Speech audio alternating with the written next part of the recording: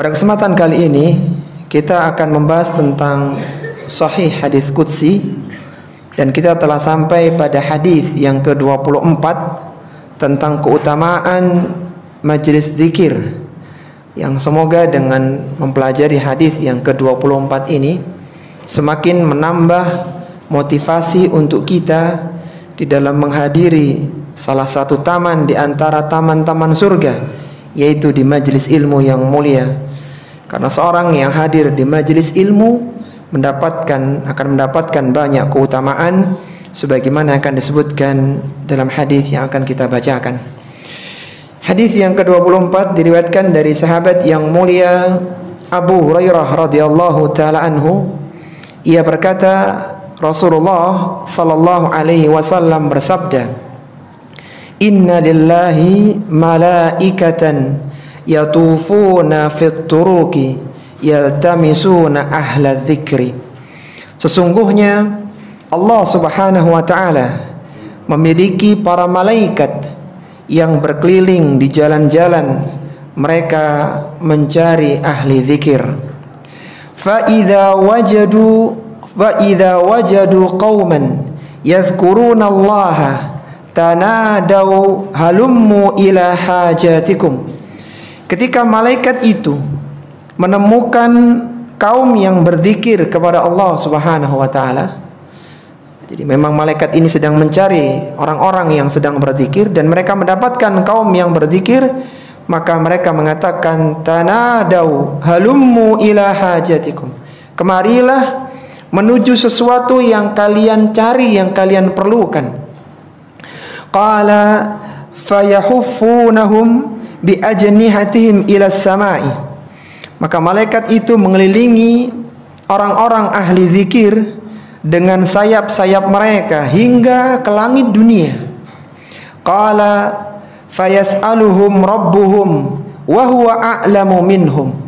Setelah selesai, malaikat itu menghadap kepada Allah Subhanahu wa taala, dan Allah Subhanahu wa taala menanyakan tentang ahlu zikir itu, padahal Allah lebih tahu tentang kondisi mereka.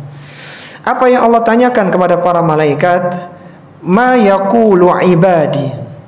Apa yang dikatakan oleh para hambaku dalam zikir mereka? Qala yaqulun. Mereka mengatakan yusabbihunak. Mereka menyucikanmu ya Allah. Wa yukabbirunak. Mereka mengagungkanmu, mereka bertakbir. Wa yahmadunak, mereka memujimu. Wa yumajjidunak, dan mereka memuliakanmu atau mengagungkanmu.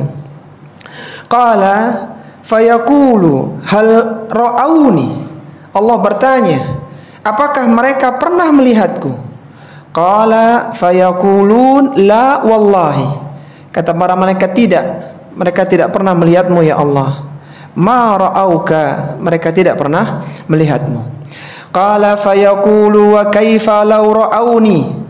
Bagaimana kiranya kalau mereka itu diberikan kesempatan untuk melihatku, kata Allah. Qala yaqulun. Para malaikat menjawab, law ra'auka kanu ashaddalaka ibadatan wa ashaddalaka tamjidan wa tahmidan wa aktsaralaka tasbihan.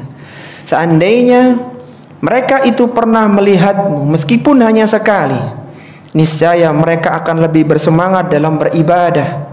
Mereka akan lebih bersemangat dalam memujimu, mengagungkanmu, dan lebih banyak dalam mensucikanmu. Qala yaqulu. Maka Allah Subhanahu wa taala kembali bertanya kepada para malaikat itu, fama yas'aluni. Apa yang mereka minta dariku? Qala yas'alunakal jannah. Mereka minta kepadamu untuk dimasukkan ke dalam surga. Qala yaqulu wa hal ra'auha. Apakah mereka ini pernah melihat surga sehingga mereka minta dimasukkan ke dalam surga? Qala yaqulun. Malaikat mengatakan, la wallahi ya Rabbi. Tidak, demi Allah, demi Rabbku. Ma ra'auha. Mereka tidak pernah melihat surga sama sekali. Qala yaqulu wa kaifa law annahum ra'auha. Allah bertanya, bagaimana kiranya kalau mereka ini pernah melihat surga meskipun hanya sekali? Qala yaqulun. Maka malaikat mengatakan, law annahum ra'auha kanu ashadda 'alaiha hirsan wa ashadda laha talaban wa a'dhama fiha raghbatan. Seandainya mereka pernah melihat surga, maka mereka akan lebih bersemangat di dalam mencarinya. Mereka lebih memuliakannya dan lebih berharap untuk dimasukkan ke dalam surga. Qala fa fimma yata'awwadhun. Dari apa mereka minta perlindungan? Qala yaqulun minan nar. Mereka minta perlindungan dari neraka. Mereka tidak mau dimasukkan ke dalam neraka. Qala yaqulu wa hal ra'auha. Allah bertanya, apakah mereka pernah melihat neraka? Qala yaqulun la wallahi ya rabbi ma ra'auha. Para malaikat mengatakan tidak. Mereka tidak pernah melihat neraka sekalipun. Qala yaqulu fa kaifa law ra'auha. Bagaimana kiranya kalau mereka sempat melihat neraka? Qala yaqulun, maka malaikat menjawab, law ra'auha kanu ashadda minha firaran wa ashadda laha makhafatan. Kalau mereka pernah melihat neraka dengan siksaan yang pedih di dalamnya, niscaya mereka lebih lari dari neraka dan lebih takut terhadap neraka. Maka setelah dialog itu, Allah mengatakan kepada para malaikatnya, fa ushhidukum anni qad ghafartu lahum. Aku jadikan kalian sebagai saksi, wahai para malaikat-malaikatku, bahwa aku telah mengampuni dosa orang-orang yang ada di majelis zikir itu. Qala yaqulu malakun minal malaikah. Kemudian ada satu malaikat yang mengatakan kepada Allah Subhanahu wa taala, fihim fulanun laisa minhum innama jaa li hajatin. Ya Allah, di tengah-tengah majelis zikir itu ada salah seorang yang dia tidak niat untuk ikut majelis zikir, akan tapi dia hanya mampir karena ada satu kebutuhan. Dia kebetulan saja duduk di majelis zikir itu. Apa kata Allah Subhanahu wa taala? Qala humul julasa la yashqa bihim jalisuhum. Merekalah orang-orang yang duduk di majelis zikir, tidak akan sengsara orang-orang yang duduk bersama mereka. Hadis ini adalah hadis yang muttafaqun alaih, yang disepakati kesahihannya oleh Imam Bukhari dan Imam Muslim. Hadis ini diriwayatkan oleh Imam Bukhari nomor 6408 dan lafaz ini milik Bukhari, dan diriwayatkan oleh Imam Muslim dalam sahihnya nomor 2689. Dari hadis yang mulia ini, para jemaah rahimani wa rahimakumullah, terambillah 8 faidah yang sangat luar biasa, yang semoga menjadikan kita lebih semangat dalam belajar ilmu agama. Pelajaran yang pertama adalah terdapat malaikat yang bertugas khusus untuk mencari majelis zikir. Terdapat malaikat yang bertugas khusus untuk mencari majelis zikir. Terdapat malaikat yang bertugas khusus untuk mencari majelis zikir. Sebagaimana disebutkan di awal hadis, inna lillahi malaikatan yatufuna fit turuqi yaltamisuna ahla dzikri. Allah memiliki para malaikat yang tugasnya itu berkeliling di jalan-jalan untuk mencari ahli zikir. Fa idza wajadu qauman yazkurunallaha, kalaulah mereka menemukan ada kaum yang berzikir kepada Allah, maka mereka mengatakan tanadau halummu ila hajatikum. Mereka saking gembiranya menemukan majelis zikir itu, mereka mengatakan kepada teman-temannya, halummu ila hajatikum. Ini aku menemukan apa yang kita butuhkan, yang kita cari selama ini. Ini semua menunjukkan bahwa ada malaikat yang tugasnya mencari majelis zikir. Dan ini menunjukkan bahwa majelis zikir majelis yang utama. Sampai ada malaikat khusus yang ditunjuk kerjanya adalah mencari majelis-majelis zikir. Dan mereka sangat bergembira sekali ketika bisa menemukan adanya majelis zikir itu. Dan malaikat itu bukanlah malaikat pencatat amalan manusia. Beda lagi, ada malaikat yang khusus. Sebagaimana Rasulullah sallallahu alaihi wasallam bersabda, inna lillahi malaikatan sayyahina fil ardi fadlan an kuttabin nasi. Sesungguhnya Allah Subhanahu wa taala memiliki para malaikat yang berkeliling di muka bumi ini selain malaikat pencatat amalan manusia. Jadi memang khusus, karena kita tahu ya malaikat jumlahnya sangat banyak sekali di Baitul Ma'mur, sebuah tempat yang kata para ulama itu lurus dengan Ka'bah yang ada di langit.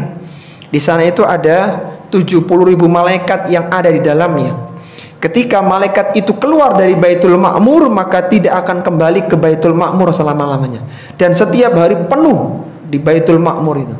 Sebagaimana Ka'bah setiap hari dikunjungi oleh kaum muslimin dengan tawaf, dengan umrah, maka di Baitul Ma'mur itu ada malaikat yang datang ke sana. Dan jumlahnya sangat banyak sehingga tidak pernah sepi dari 70.000 malaikat. Dari jumlah yang banyak itu ada malaikat yang Allah tugaskan khusus untuk mencari majelis zikir. Ini menunjukkan keutamaan majelis zikir yang akan kita sebutkan bagaimana kriteria-kriterianya. Kemudian yang kedua, pelajaran yang bisa diambil adalah malaikat memiliki sayap. Malaikat memiliki sayap. Malaikat memiliki sayap. Sebagaimana disebutkan dalam hadis tadi, qala fayahuffunahum bi ajnihatihim. Ketika mereka menemukan majelis zikir, maka mereka mengelilinginya dengan sayap-sayap mereka. Jadi mereka mengelilingi malaikat, mereka mengelilingi orang-orang yang ada di majelis zikir itu dengan sayap-sayapnya. Maka ini menunjukkan bahwa wujud asli malaikat itu punya sayap.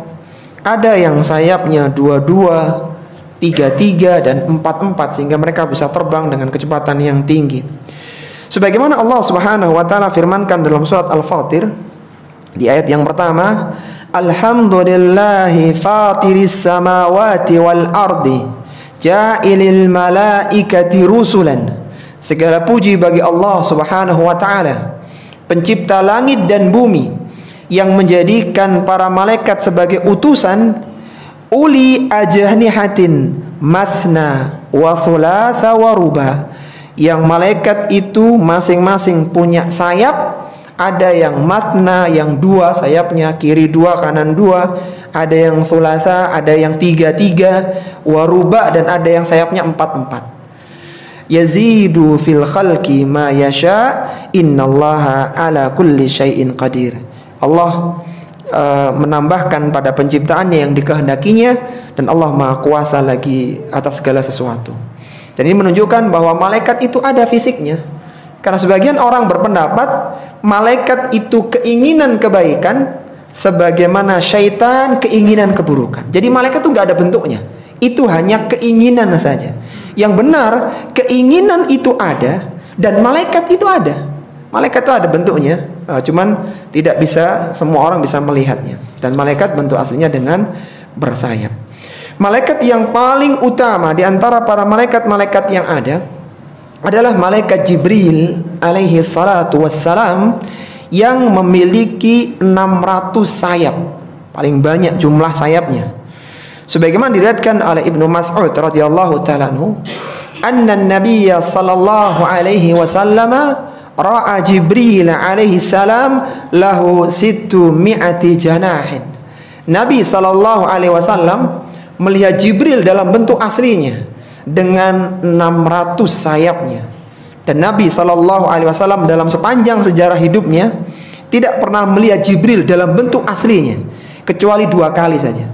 Yang pertama adalah ketika di Gua Hira, ketika awal-awal beliau diutus menjadi seorang nabi, yaitu Jibril datang dari arah ufuk yang sangat tinggi, kemudian masuk ke Gua Hira untuk menyampaikan wahyu Iqra bismi rabbikal ladzi khalaq sampai 5 ayat itu.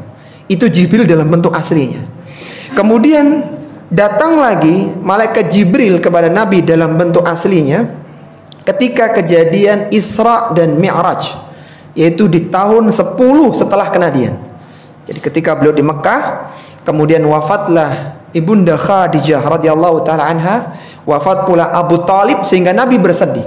Itu disebut dengan Amul Huzni, tahun kesedihan. Maka di antara hiburan untuk Nabi SAW, beliau diajak untuk Isra Mi'raj, selain juga dalam misi menerima perintah salat.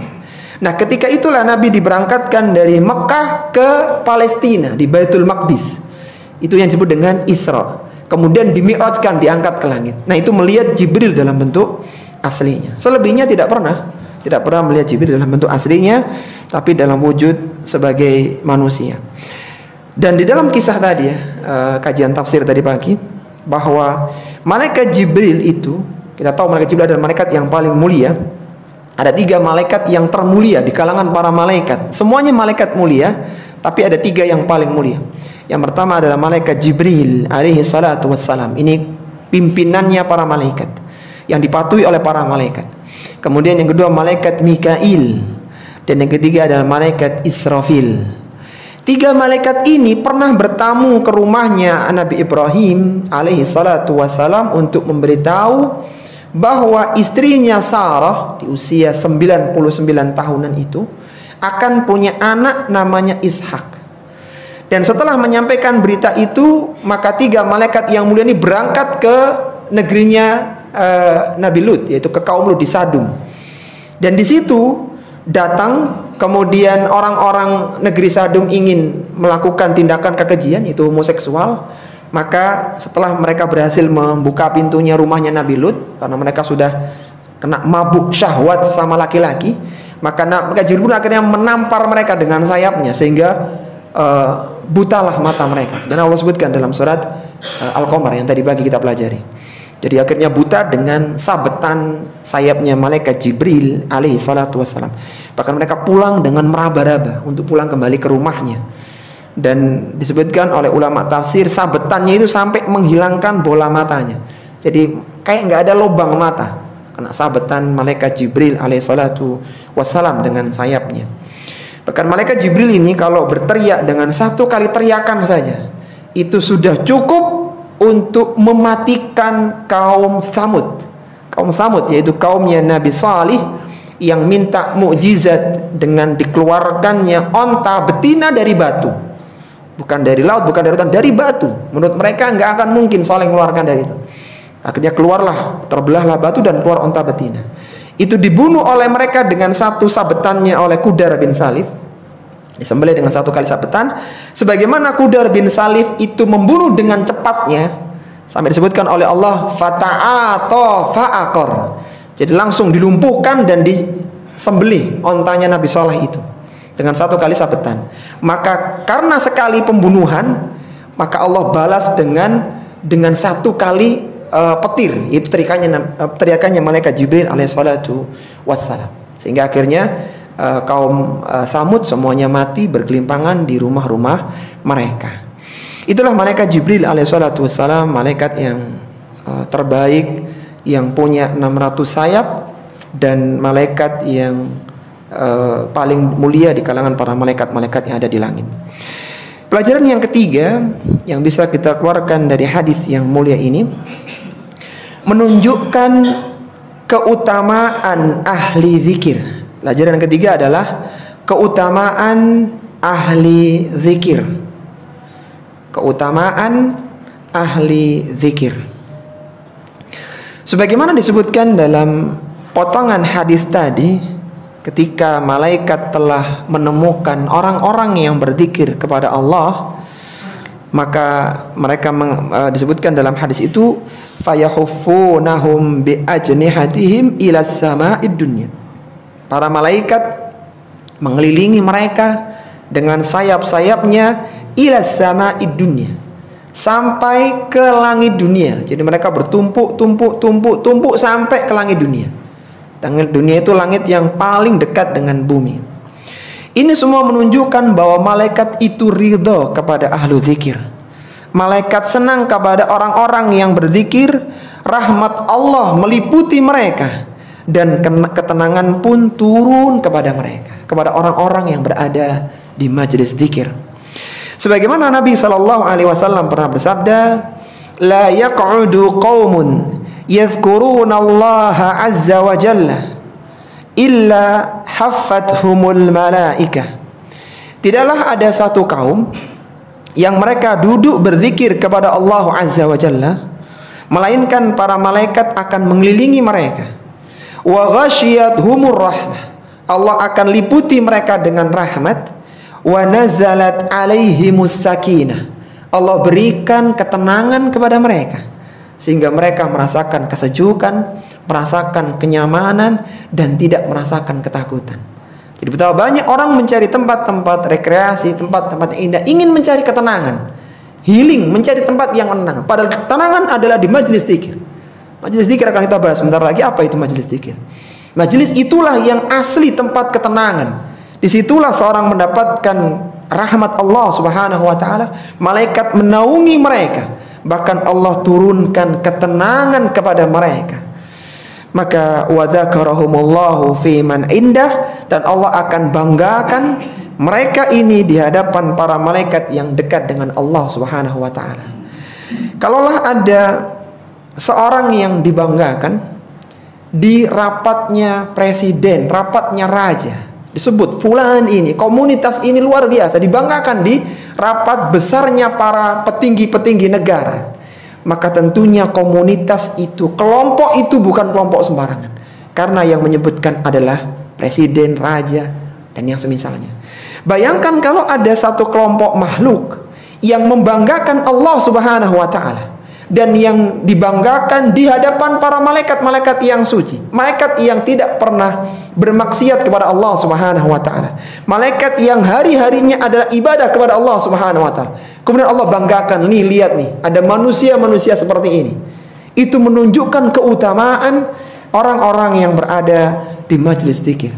Mungkin dia tidak dikenal oleh manusia, mereka tidak pernah disebut oleh kebanyakan manusia di dunia, tetapi mereka Allah banggakan di atas langit yang ada para malaikat-malaikat yang suci di sana. Tapi kemudian pelajaran yang keempat dari hadis yang mulia ini adalah keutamaan mengingat Allah Subhanahu wa ta'ala di majelis zikir. Keutamaan mengingat Allah Subhanahu wa ta'ala di majelis zikir. Keutamaan mengingat Allah Subhanahu wa ta'ala di majelis zikir. Sebagaimana disebutkan dalam hadis tadi, qala, maka Allah Subhanahu wa ta'ala bertanya tentang mereka, fayas'aluhum rabbuhum wa huwa a'lamu minhum. Allah tanya tentang orang-orang yang berada di majelis zikir, padahal Allah lebih tahu tentang mereka. Allah mengatakan, ma yaqulu ibadi, apa yang diucapkan oleh hambaku. Qala yaqulun yusabbihunak wa yukabbirunak wa yahmadunak wa majjidunak. Mereka itu menyucikanmu, membesarkanmu, memujimu dan mengagungkanmu ya Allah. Itulah isi majelis mereka. Maka ini menunjukkan keutamaan orang-orang yang mengingat Allah Subhanahu wa ta'ala dengan membaca tasbih, takbir, tahmid, dan tahlil di majelis zikir. Dan tentunya zikir ini ya dilakukan dengan sendiri-sendiri, tanpa adanya komando, dan dilakukan dengan suara yang pelan, bukan dengan teriakan. Sebagaimana Nabi SAW pernah mengingatkan para sahabatnya ketika mereka mengeraskan zikir-zikir mereka. Kata Abu Musa al-Ash'ari radhiyallahu ta'ala anhu, kunna ma'an Nabi sallallahu alaihi wasallam fi safarin. Suatu ketika kami berada bersama Nabi sallallahu alaihi wasallam dalam sebuah perjalanan. Faja'alan nasu yajharuna bitakbir. Maka manusia itu mengeraskan, menjaharkan takbir-takbir mereka. Jadi mereka semangat Allahu Akbar, semangat. Faqala an-nabiy sallallahu alaihi wasallam, maka Nabi SAW mengatakan, ayyuhan nas irba'u ala anfusikum. Wahai sekalian manusia, kasihanlah diri-diri kalian.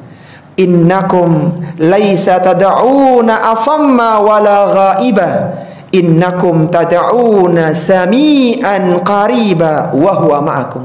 Kata Nabi SAW, kasihanlah diri-diri kalian. Sesungguhnya kalian ini sedang meminta, sedang memohon bukan kepada zat yang tuli dan yang jauh, akan tapi kalian sedang meminta, berzikir kepada zat yang sami'an qariba, yang dia maha mendengar dan dia dekat dengan kalian. Wa huwa ma'akum, bahkan dia bersama dengan kalian. Jadi zikir yang baik itu bukan yang dengan teriakan, tapi dengan suara yang lirih. Jangan dibayangkan ikhwati fillah rahimani wa rahimakumullah, bahwa majelis zikir yang kita sebutkan tadi keutamaannya adalah majelis yang dikomando oleh seseorang, kemudian orang ini mengatakan bertakbirlah kalian semua, kemudian mereka bertakbir. Jangan dibayangkan majelis zikir itu subhanallah, mereka subhanallah semua. Bukan itu majelis zikir.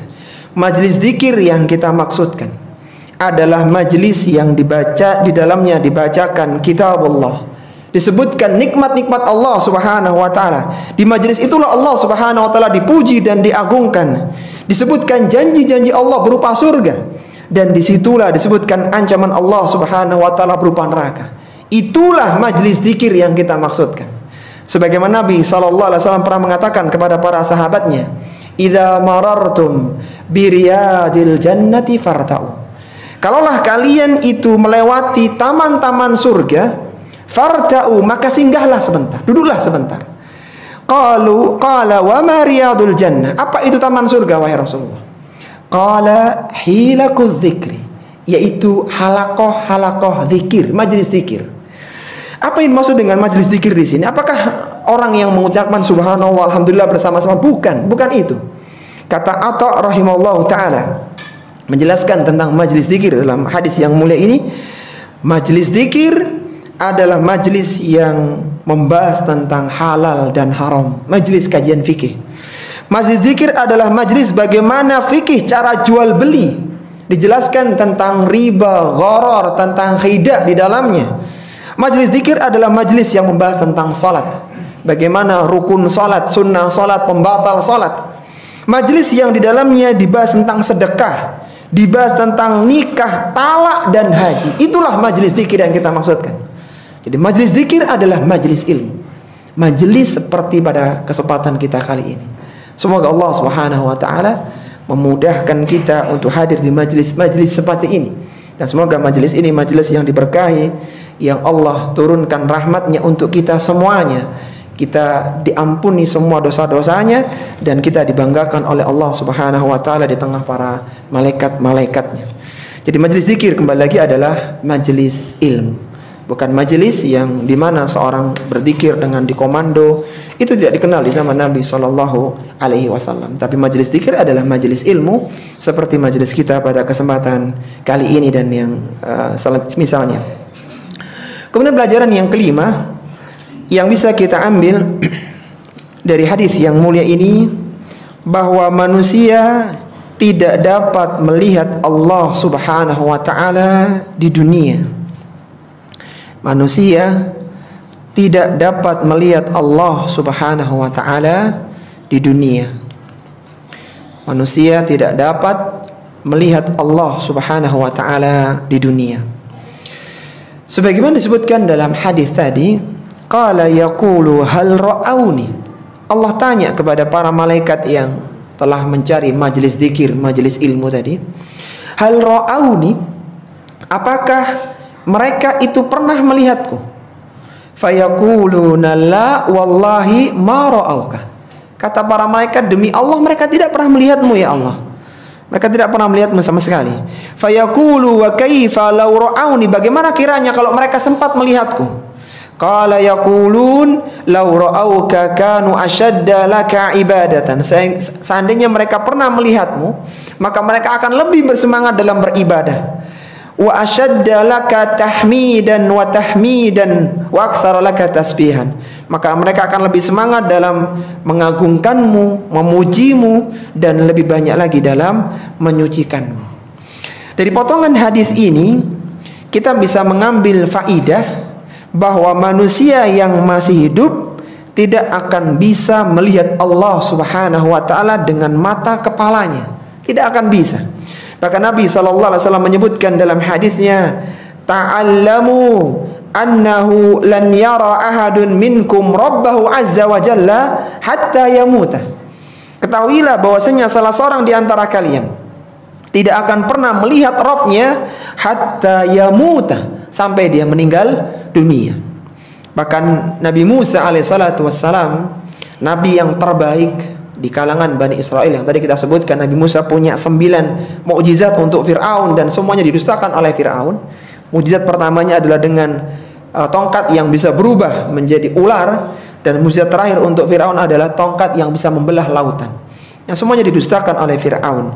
Maka Nabi Musa pernah meminta untuk melihat Allah Subhanahu wa taala di dunia.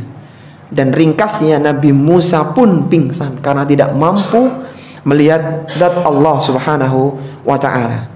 Sehingga Ibunda Aisyah radhiyallahu taala pernah mengatakan, "Man za'ama anna Muhammadan sallallahu alaihi wasallam ra'a rabbahu faqad a'zama 'ala Allahi firyatan." Barang siapa yang menyangka bahwa Nabi Muhammad sallallahu alaihi wasallam melihat Rabbnya ketika Mi'raj itu, ketika di langit itu, mereka menyangka bisa melihat Rabbnya Nabi Muhammad sallallahu alaihi wasallam, faqad a'zama 'ala Allahi firyatan, maka sungguh dia telah membuat kedustaan yang besar atas nama Allah Subhanahu wa taala. Nabi tidak pernah melihat Allah ketika dengan mata kepala telanjang, ya, kalau dalam mimpinya pernah. Demikian pula Nabi Musa tidak pernah melihat Allah dengan mata kepala telanjangnya. Itu ketika di dunia. Maka kalau ada orang yang mengaku ya seandainya saja, maka pasti itu adalah dusta. Tapi kemudian pelajaran yang keenam yang bisa kita keluarkan dari hadis tentang keutamaan majelis zikir ini adalah disyariatkan memohon surga dan berlindung dari neraka. Disyariatkan memohon surga dan berlindung dari neraka. Disyariatkan memohon surga dan berlindung dari neraka. Sebagaimana disebutkan oleh Nabi sallallahu alaihi wasallam dalam hadis tadi, bahwa yang diminta oleh orang-orang yang berada di majelis zikir, majelis ilmu, adalah mereka meminta surga dan berlindung dari neraka. Sebagaimana disebutkan dalam hadis, qala yaqulu fama yas'aluni, apa yang mereka minta kepadaku, kata Allah. Qala yas'alunakal jannah, mereka tidak minta kekayaan, mereka tidak minta jabatan, mereka tidak minta status sosial, mereka hanya minta dimasukkan ke dalam surga. Qala yaqulu hal ra'auha, apakah mereka pernah melihat surga? Qala yaqulun la wallahi ya rabbi ma ra'auha, tidak demi Allah, mereka tidak pernah melihat surga, tapi mereka yakin surga itu ada dan surga penuh kenikmatan di dalamnya. Yaqulu qala yaqulu fa kaifa law annahum ra'auha, bagaimana kalau mereka melihat surga? Yaquluna law annahum ra'auha kanu ashadda 'alaiha khirsan wa ashadda laha talaban wa a'zama fiha raghbatan. Kalau seandainya mereka pernah melihat surga, maka mereka akan lebih semangat di dalam memintanya, mengagungkannya, dan lebih berharap untuk dimasukkan ke dalamnya karena mereka tahu bagaimana kenikmatan surga. Qala fa fimma yata'awwadun, mereka minta perlindungan dari apa? Qala yaquluna minan nar, mereka minta perlindungan dari neraka. Qala yaqulun wa hal ra'auha, apakah mereka pernah melihat neraka? Qala yaquluna la wallahi ya rabbi ma ra'auha, mereka tidak pernah melihat neraka ya Allah. Qala fayaqulu fa kaifa law ra'auha, bagaimana kalau mereka pernah melihat neraka meskipun sekali? Qala yaquluna law ra'auha kanu ashadda minha firaran wa ashadda minha makhafatan, seandainya mereka pernah melihat neraka, maka mereka akan lari dari neraka dan mereka lebih takut untuk dimasukkan ke dalam neraka. Ini semua menunjukkan bahwa disyariatkan berdoa memohon surga dan berlindung dari neraka. Maka di antara yang diajarkan Nabi sallallahu alaihi wasallam kepada orang-orang yang beriman, hendaknya mereka menyempatkan untuk meminta surga Firdaus al-A'la, surga Firdaus yang tertinggi. Sebagaimana Nabi sallallahu alaihi wasallam bersabda, "Idza sa'altumullaha fas'aluhul firdaus." Kalaulah kalian berdoa minta kepada Allah, maka jangan lupa untuk minta surga Firdaus. Selain minta rezeki, minta kesehatan, minta kekayaan dan sebagainya, jangan lupa minta surga. Karena itu yang paling penting. Berapa lama orang di dunia? Paling 60, 70, 80, 100 tahun. Setelah itu dia meninggal. Semuanya berhenti. Tapi ketika yang diminta surga, maka selama-lamanya. Tidak ada cerita orang dikeluarkan dari surga. Ketika sudah masuk, maka dia tidak keluar dari surga selama-lamanya. Dan surga Firdaus adalah surga yang tertinggi. Fa innahu awsatul jannah wa a'lal jannah. Karena dia surga yang paling tengah dan yang paling tinggi. Arahu fauqahu arsyur rahman. Yang mana atapnya itu, plafonnya itu adalah arsy ar-rahman, yang makhluk yang terbesar. Wa minhu tufajjaru anharul jannah. Dan dari situlah terpancar sungai-sungai surga. Jadi sungai surga itu ada 4 sungai minuman. Ada yang air tawar, air susu, air madu, air khamr. Itu membentang di semua surga dan terpecah lagi di cabang-cabangnya, yang masuk ke rumah-rumahnya penghuni surga, ke istana ya, karena di sana nggak ada rumah kecil. Itu orang yang tingkatannya paling rendah saja, yang masuk surga terakhir itu mendapatkan 10 kali lipatnya dunia. Sampai dia tidak percaya, sampai dia mengatakan ketika datang ke istrinya di surga, aku adalah orang yang paling beruntung di surga ini. Padahal dia orang yang paling rendah derajatnya, karena Masya Allah mendapatkan banyak sekali. Nah kalau diurutkan ya, diurutkan terus, maka muaranya itu nanti ke surga Firdaus. Orang yang berada di surga Firdaus berada di muaranya sungai surga. Jadi seandainya kita ada taman gitu, kita penasaran ya, Masya Allah, ini airnya jernih, diturut terus ujungnya kemana sih? Nah itu di Firdaus itu, kalau di surga itu. Jadi itulah tempat mata air yang mengalir ke semua air-air yang ada di surga. Makanya Nabi SAW merintahkan kepada kita untuk mohon kepada Allah surga 3 kali dan berlindung dari neraka 3 kali. Kata Nabi SAW, man sa'alallahal jannata 3 marrat. Barang siapa yang minta kepada Allah surga 3 kali. Allahumma inna nas'alukal jannah, Allahumma inna nas'alukal jannah, Allahumma inna nas'alukal jannah 3 kali. Qalatil jannah, maka neraka akan mengatakan, dan ini menunjukkan surga akan mengatakan ya afwan. Qalatil jannah, maka surga akan mengatakan, ini menunjukkan surga itu bisa bicara, Allahumma adkhilhul jannah, ya Allah masukkanlah orang ini ke dalam surga, ke dalamku. Wa man istajaraka minan nar 3 marrat, barang siapa yang berlindung dari neraka 3 kali, Allahumma ajirna minan nar, Allahumma ajirna minan nar, Allahumma ajirna minan nar 3 kali. Faqalatin nar, Allahumma ajirhu minan nar, maka neraka akan mengatakan, ya Allah jauhkanlah dia, selamatkanlah dia dari neraka. Jadi jangan lupa biasakan dalam doa itu minta surga. Allahumma inni as'alukal jannah wa a'udzubika minan nar. Kalau sendirian. Kalau jamak berarti Allahumma inna nas'alukal jannah wa na'udzubika minan nar. Baik, Masya Allah. Kemudian yang ketujuh, keutamaan atau fadilah atau pelajaran yang ketujuh adalah Allah memberikan ampunan kepada orang-orang yang berada di majlis zikir. Allah memberikan ampunan kepada orang-orang yang berada di majlis zikir. Allah memberikan ampunan kepada orang-orang yang berada di majlis zikir. Tadi kita sudah bahas ya, majlis zikir itu apa? Majlis ilmu. Majlis zikir adalah majlis ilmu. Orang-orang yang datang di majlis ilmu seperti kita sekarang ini, semoga Allah mengampuni semua dosa-dosa kita. Maka Nabi mengatakan dalam hadisnya, Allah berfirman dalam hadis qudsinya, fa ushhidukum anni qad ghafartu lakum. Aku jadikan kalian wahai para malaikatku sebagai saksi, anni qad ghafartu lahum. Sungguh aku telah mengampuni semua dosa-dosa mereka.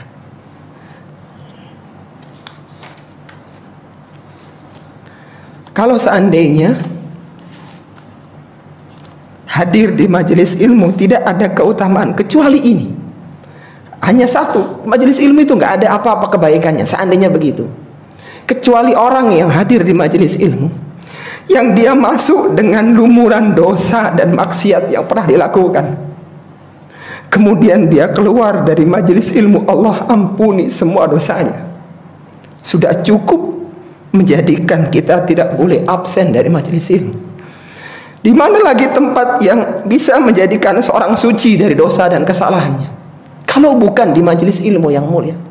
Kalau seandainya kita tidak pernah menyebutkan keutamaan majelis ilmu kecuali ini, Allah mengatakan kepada malaikatnya, faqad ghafartu lahum, aku ampuni semua dosa-dosa mereka. Maka tidak ada alasan bagi seorang muslim, seorang hamba untuk dia absen dari majelis ilmu, karena dia tahu dosanya sangat banyak sekali. Disitulah dia menyucikan dirinya, disitulah dia akan diampuni dosa-dosanya, disitulah dia kembali terlahir di dunia seperti dia lahir dari rahim ibunya. Apa kata Umar bin Khattab radhiyallahu ta'ala anhu? Menunjukkan keutamaan orang yang hadir di majelis ilmu. Beliau pernah mengatakan, Umar bin Khattab adalah seorang khulafaur rasyidin yang wafat tahun 23 Hijriah di Madinah.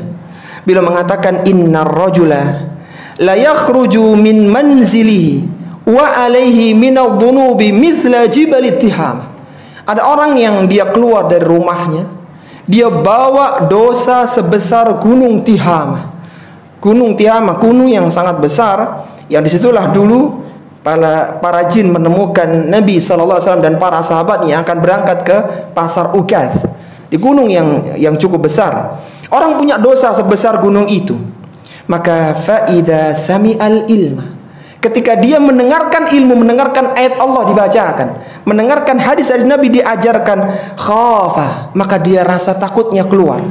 Wa raja'a, dia ingin kembali. Wa taba, dia punya azam ingin bertaubat kepada Allah Subhanahu wa taala. Dia ingin jadi orang baik, dia ingin jadi orang salih, dia ingin jadi orang-orang yang dicintai oleh Allah Subhanahu wa taala. Ini masih di majelis ilmu, dia belum ngapa-ngapain. Hanya karena motivasi di majelis ilmu lah dia jadi takut, dia ingin jadi baik, dia ingin bertaubat kepada Allah Subhanahu wa taala. Fansarafa ila manzilihi, dia pulang ke rumahnya. Kembali lagi, dia belum melakukan apa-apa. Dia hanya pulang dari majelisnya ke rumahnya. Walaysa alaihi dzambun, sedangkan semua dosanya telah Allah ampunkan. Padahal dia belum berbuat apa-apa. Dia belum bersedekah mengamalkan ilmunya, dia belum sholat malam, belum. Dia masih punya keinginan jadi orang baik, jadi orang salih, jadi orang yang lebih baik daripada kemarin. Maka Allah sudah ampuni semua dosa-dosanya. Apa kata Umar bin Khattab radhiyallahu ta'ala anhu?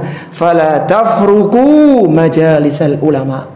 Kalaulah seperti itu majelis ilmu, maka janganlah kalian tinggalkan majelisnya para ulama. Kita tahu Umar ini radhiyallahu ta'ala anhu adalah sahabat yang dijamin surga. Tapi Umar selalu berpesan kepada tetangganya, kalau aku tidak bisa hadir di halakohnya Nabi, engkau yang hadir. Nanti ceritakan kepadaku, Nabi menceritakan apa. Karena tahu betapa pentingnya majelis ilmu. Sampai-sampai ketika uzur tidak bisa hadir, tanya, tadi apa yang diajarkan oleh Nabi? Mana hadis yang disampaikan oleh Nabi? Itu Umar bin Khattab yang sudah jelas dijamin surga oleh Nabi sallallahu alaihi wasallam. Seperti itulah mereka memuliakan majelis ilmu. Karena mereka tahu di majelis ilmu lah seorang akan mendapatkan kebaikan. Apa kata Allah Subhanahu wa taala tentang permisalan orang-orang yang beriman, yang terbimbing di atas wahyu Allah Subhanahu wa taala dengan orang-orang kafir yang mereka hidup dengan hawa nafsu mereka. Allah menyebutkan dalam surat Al-Mulk, afaman yamshi muqibban ala wajhihi ahda amman yamshi sawiyan ala siratim mustaqim. Kata Allah Subhanahu wa taala, apakah orang-orang yang berjalan tegap di atas kedua kakinya itu, apakah orang-orang yang berjalan dengan wajah yang terbalik, yang wajahnya di bawah, kakinya diangkat di atas, itu lebih mendapatkan bimbingan dibandingkan dengan orang yang berjalan dengan tegap? Kata para ulama tafsir ya, ayat ini dalam surat Al-Mulk itu, ayat ini merupakan perumpamaan orang mukmin dan orang kafir di dunia dan kenyataan orang mukmin dan orang kafir pada hari kiamat.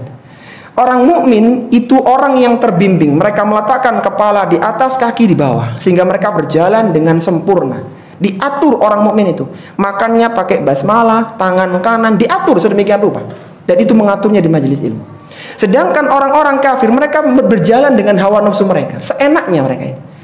Apakah orang yang jalan dengan seenaknya, kadang kepalanya di bawah, kakinya di atas, itu lebih mendapatkan petunjuk? Jawabannya tidak. Yang benar adalah orang-orang yang beriman karena dibimbing oleh Allah Subhanahu wa taala. Ini di dunia. Nanti pada hari kiamat, orang-orang kafir akan diseret di atas wajah-wajah mereka untuk dilemparkan ke dalam neraka. Ketika orang-orang yang beriman berjalan dengan tegap menuju sirat yang mengantarkan mereka ke surga. Jadi betapa beruntungnya seorang yang hadir di majelis ilmu karena mereka dibimbing di atas wahyu, sehingga hidupnya berjalan di atas arahan dan aturan yang benar. Antum bayangkan, kalau seandainya ada orang punya sederhananya mesin cuci begitu, dia tidak pernah baca manual booknya, aturan menggunakan mesin cuci ini. Dia masukkan ya selimut raksasanya, baju, semuanya tanpa aturan. Berapa lama umurnya ini? Nggak lama kan rusak.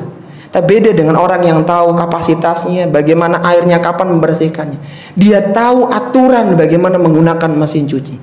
Demikianlah bagaimana seorang muslim tahu aturan hidup di dunia ini dan menjelaskan aturan itu yang paling nyaman adalah di majelis ilmu. Bacakan ayat-ayat Allah Subhanahu wa taala dan dijelaskan sunnah-sunnah Rasulullah sallallahu alaihi wasallam yang utama. Kemudian yang terakhir adalah keberkahan majelis zikir. Sebagaimana disebutkan di akhir hadis tadi, qala yaqulu malakun minal malaikah. Maka setelah Allah mengampuni orang-orang yang ada di majelis zikir, majelis ilmu, semoga Allah mengampuni semua dosa-dosa kita, maka ada satu malaikat yang mengatakan fihim fulanun laisa minhum. Ini ada orang enggak masuk komunitas mereka. Mereka bukan jamaah pengajian orang itu, kelompok itu, majelis itu. Bukan, ini bukan kelompok mereka. Innama ja'a li hajatin. Dia hanya datang karena hajat. Ya kebetulan aja dia lewat, atau kebetulan dia punya bisnis dengan orang di situ, dia mampir karena nanti akan diselesaikan setelah pengajian, misalnya begitu. Intinya dia tidak niat datang di majelis ilmu, cuman kebetulan duduk begitu. Apa kata Allah Subhanahu wa taala? Humul julasa la yashqa bihim jalisuhum. Mereka lah orang-orang yang duduk di majelis ilmu, tidak akan sengsara orang-orang yang duduk bersama dengan mereka. Ini semua menunjukkan keutamaan majelis ilmu ya. Duduk dengan para ahli ilmu, duduk dengan orang-orang solih merupakan keutamaan yang besar. Orang-orang yang berada di majelis ilmu akan diampuni dosanya, dan mereka tidak akan sengsara baik di dunia maupun di akhiratnya, karena mereka mendapatkan bimbingan. Jadi antum bisa bayangkan, bahkan disebutkan dalam ayat yang lainnya itu, bahwa orang ini tidur di majelisnya. Jadi dia itu karena nggak niat ngaji ya, nggak niat kajian, dia datang tertidur, kemudian selesai dia pulang. Nah dia tetap mendapatkan keutamaan. Orang ini nggak akan sengsara. Ya dia minimal mendapatkan keberkahannya, mendapatkan rahmat dari Allah Subhanahu wa taala. Maka kembali lagi, orang yang tidak niat belajar saja tentunya beda dengan yang niat ya. Bahkan posisi duduk begini pengaruh. Karena Nabi itu pernah menyebutkan tentang 3 orang yang terlambat di majelisnya Nabi. Ada seorang yang datang kemudian dia duduk mencari celah. Ada orang yang duduk paling belakang. Yang terakhir itu orang yang berpaling karena dilihat sudah penuh, udah pulang aja gitu. Nah setelah majelis Nabi ditutup, beliau menjelaskan orang yang pertama karena dia semangat ingin mencari ilmu, mendekat dengan majelis ilmu, maka Allah pun berikan ilmu kepadanya. Orang yang kedua karena dia malu melangkai orang-orang, maka dia di belakang dan Allah pun malu kepadanya. Sedangkan orang yang ketiga karena dia berpaling dari majelis ilmu, dia nggak mau duduk di majelis ilmu, Allah berpaling darinya. Ini menunjukkan bahwa kedekatan dengan sumber ilmu itu pengaruh. Jadi semakin dekat dengan sumber ilmu, semakin besar barokahnya, manfaatnya. Jadi beda kalau yang di belakang, mungkin ini yang depan itu berbeda lagi. Kalau nonton bola itu yang mahal yang depan atau yang belakang? Yang depan, meskipun resiko ya, resiko kena tendangan begitu ya. Taib ala kulli hal, sebagai menutup kita bacakan satu hadis Nabi sallallahu alaihi wasallam. Fayaquluna rabbi fihim fulanun abdun khatta'un. Kata para malaikat, ya Allah, ini ada fulan, hamba yang dia ini punya banyak dosa. Innama marra fajalasa ma'um. Dia ini cuman sekedar lewat. Dia nggak niat untuk hadir, cuman lewat dan duduk bersama mereka. Jadi kembali lagi, orang punya dosa banyak nggak niat ngaji, subhanallah, nggak niat ngaji dia, kemudian datang ke situ, maka fayaqulu, Allah mengatakan walahu ghafartu, dan aku juga ampuni dosanya orang ini. Kebetulan dia lewat di situ. Humul qaumu la yashqa bihim jalisuhum, mereka lah satu kaum orang-orang yang tidak akan sengsara orang-orang yang duduk dengan mereka. Kita tahu para jamaah rahimani wa rahimakumullah bahwa orang yang membunuh 100 orang ya, plus rahib yang dikenapkan jadi 100, itu dia belum hadir di majelis ilmu, dia meninggal di tengah jalan, itu Allah sudah ampuni dosanya. Bagaimana kalau ada orang yang duduk di majelis ilmu kemudian dia bersabar sampai selesai, apalagi majelisnya nggak cuma sekali, 2 kali, subhanallah, itu nikmat yang luar biasa, yang kalau manusia tahu kenikmatan ini mereka akan berebut menghadirinya. Dan itulah dulu majelisnya para salaf. Jadi para salaf dulu ketika ilmu yang dibahas, maka mereka datang. Selain mereka juga bekerja, tapi ilmu itu semuanya di atas segala-galanya. Karena pekerja itu hanya urusan dunia, sedangkan ilmu yang akan menyelamatkan mereka di dunia, di alam kubur, bahkan nanti di surga. Kita tahu di pembahasan tadi pagi tentang adabnya kaum Ad, bahkan kaum Lut, mereka mendapatkan adab yang mustamir, kata Allah, adab yang mustaqir, yang kekal, yaitu mereka itu diadab di dunia, kemudian dalam kuburnya diadab, nanti di hari kiamat diadab, di neraka pun diadab. Makanya adab yang mustamir, yang terus menerus. Mustakir artinya mereka akan diadab kekal di dalam neraka. Kenapa seperti ini? Karena mereka tidak mengikuti ilmu. Ketika seorang tahu ilmunya bagaimana berbuat di dunia, bagaimana mereka harus beramal, maka mereka akan selamat di dunia dan di akhirat. Sehingga orang yang duduk di majelis ilmu tidak akan sengsara meskipun hartanya tidak banyak. Jadi meskipun uangnya nggak banyak, dia nggak sengsara karena dia bersabar, karena dia qanaah, dia tidak sengsara dengan kondisi miskinnya. Betapa banyak orang yang kaya tetapi dia miskin hatinya, tapi ada orang yang miskin hartanya tapi kaya hatinya, sehingga dia tidak merasakan kesengsaraan. Dia tetap bisa tertawa, tersenyum dalam kondisi dia tidak punya banyak harta. Itulah diantara bentuk diselamatkannya dia dari kesengsaraan baik di dunia maupun nanti pada hari kiamat.